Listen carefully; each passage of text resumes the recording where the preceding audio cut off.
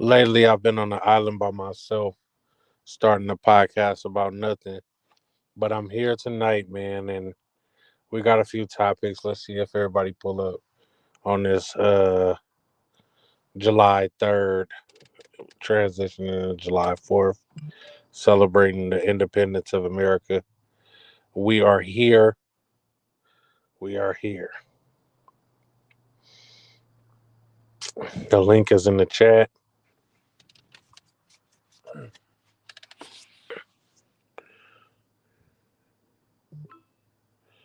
It's crazy to see Lil Boosie has been calling out Empire and Ghazi and Young Blue for months now because allegedly his brother forged his signature on documents to get Young Blue signed to Empire, and took from Boosie's label, knowing that Young Blue had contractual agreements with Lil Boosie still. Um, I think it's pretty fucked up that if your brother did that, he should have to answer that. Ghazi and Empire should definitely have to answer that because regardless if the paperwork was forged, y'all knew that he was Boosie's artist, like not Boosie brother. So you let Boosie come in here and forge this document to make money off of the situation, and that's not right. So yeah, they need to make that right.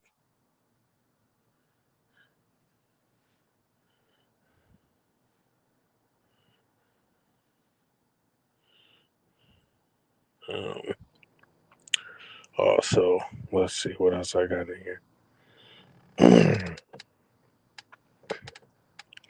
It's gonna be one of them nights again. I can tell.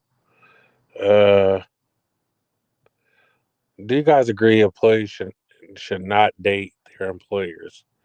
So avoid having sexual relations with your colleagues. Don't even date at work, guys.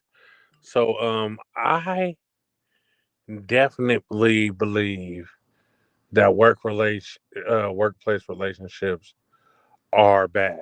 And I've been in a workplace relationship. My second baby mama, we met at work. Um, we dated for 8 years. Um, it started becoming too much early on because if we were having problems at home, it would spill into work. The other coworkers at the job were all in our business, like all on my social media, all on her social media, watching our every move. And it just became too much. So I definitely believe that you should not date your coworker. Maybe it could be a good thing, but I haven't seen anything good come from people dating their coworkers. So I definitely would avoid that at all costs. Nobody's here right now, so I'm just going. Michigan House passes law making using the wrong pronouns a felony, finable up to $10,000. Judge Joe Brown calls it a abomination. Um, I'm wondering if they're going to use this like in in in um in like job situations where your employee wants to be called they and you keep referring to them as he or she. Are they going to be able to find companies? Like, I really didn't go into detail of how this is actually going to work. It's a bunch of bullshit. Um, I seen Gilbert Arenas today say that the LGBTQA plus apostrophe community got the cheat code because there's no book to what offends them. They just get offended and then you get canceled for it. So, like, if you don't know it's wrong, they just come out and say, this is wrong. You shouldn't call us this. And now we're getting canceled for that. And I feel like that's wrong. And they're just going with the flow because they change the rules every year. Like, the LGBT community changes the rules for them every year.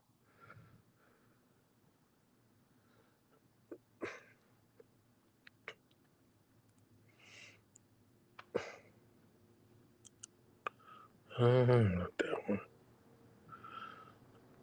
Not that one. I thought this was funny today. I seen fans nicknamed Ja Morant and Derrick Rose for the Memphis Grizzlies Guns and Roses. I thought that was funny as fuck when I seen it. People, Black Twitter is a very creative, crazy place, and I know that's where it originated from. Ja Morant's gonna have to come out there after that 25 game suspension and just ball out, man. Get to basketball, put that shit behind you. Nobody will be calling you guns when you start winning games and shit like that. He'll get it though. I'm really surprised at his dad though. But then I look at the type of dad he is, and it doesn't surprise me that he acts like that. Like he looked like the type of dad that smoked weed with the kids and drink and shit with all his homeboys. Down there might fuck a bitch that they bring to the house, shit like that. He looked more of like a friend than a dad. So I don't know how much accountability he has for his son' actions. Like you gotta kind of blame yourself as the dad. Like, what am I doing that my son is willing to fumble millions of dollars to prove that he's gangster or be on some dumb shit? You know what I'm saying? Like, what did I teach my son as a father?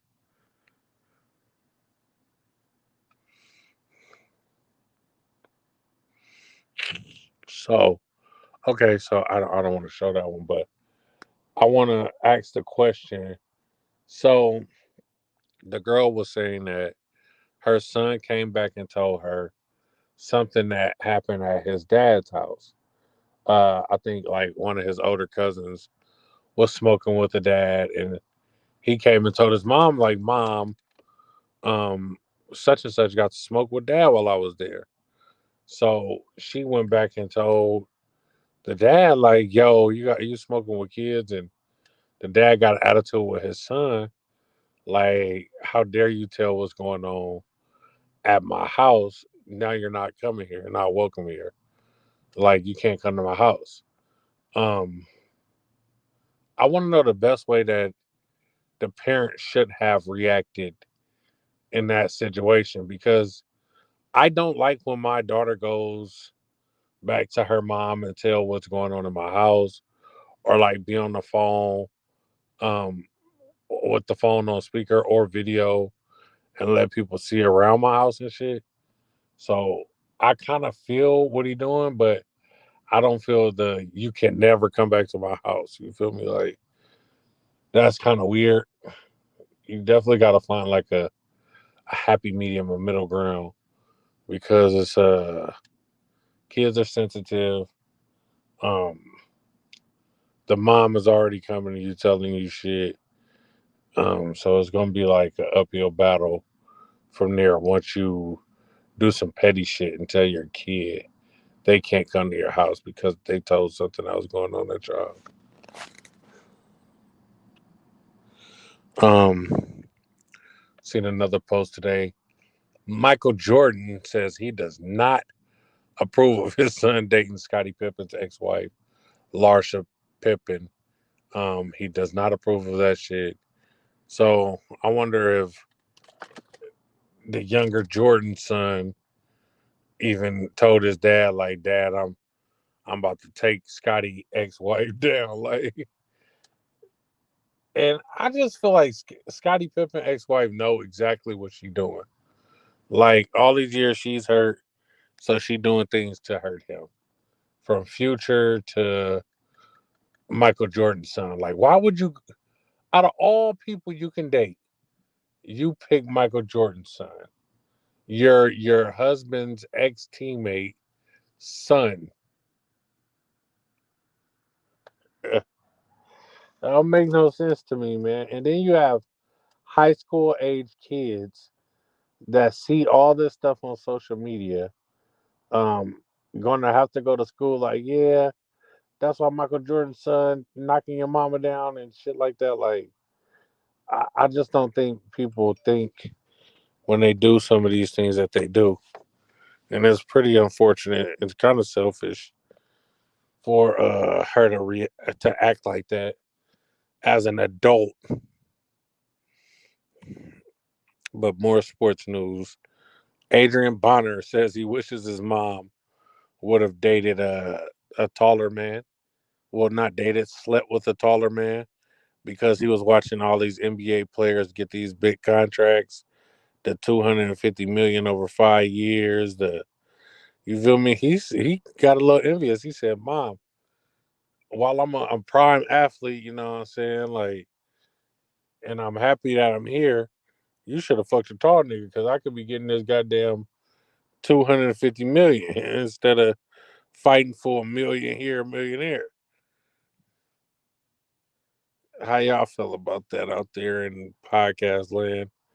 It's so crazy. I'm about to do like a fucking 20-minute podcast, all my topics, and then get on up out of here. Sure.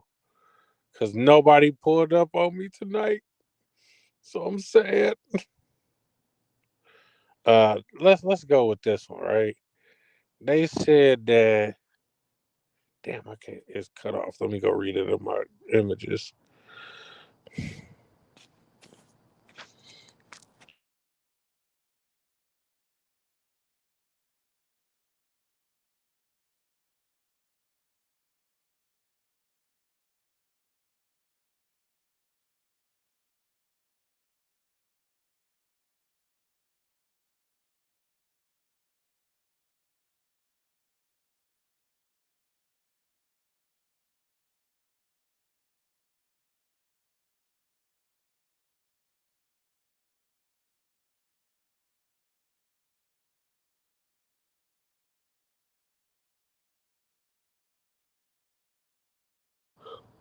Damn, I don't know if y'all heard me because it got cut off, but let me start back from the top just in case.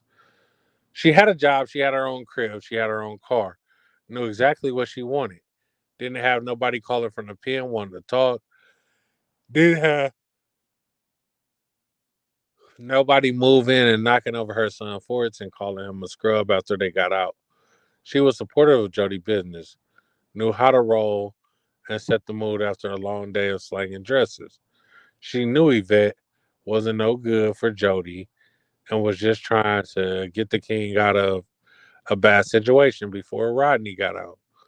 So yeah, man, he should have gone ahead and moved on from Yvette, man. She already had a baby with a old hating ass nigga. She on the phone telling all your business to a nigga in jail. She didn't support your business. She told you take your ass home to your mama house. You ain't gonna be nothing but a little boy, knowing you don't want to stay at mom's house because mom getting the African squash done on her every night, all around the goddamn house. Um, she just Yvette wasn't cool, man. I'm trying to tell y'all was sympathizing with Yvette because y'all women and shit, but she was an unstable creature. You're sitting on the phone with Snoop Dogg all day, every day, running my motherfucking business. Got the nigga calling the house from jail. Then gonna let the nigga move in when he get out. Talking about I ain't telling to come here, Jody. Oh hell no! I get on the phone with this nigga. The nigga talking about what's up, Deuce. Then I get on the phone. This nigga talking about is this Jody? Jody that can't take care of his responsibilities as a man?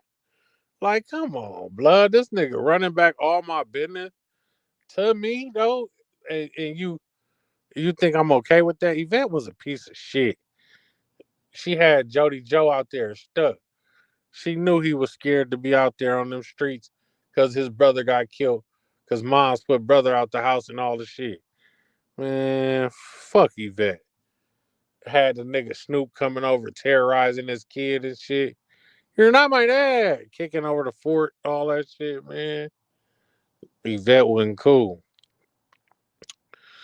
and that nigga Jody took her back. And then you got the nigga driving the Camry that I put rims on. I put Dayton's on the Camry. Niggas ain't even doing that.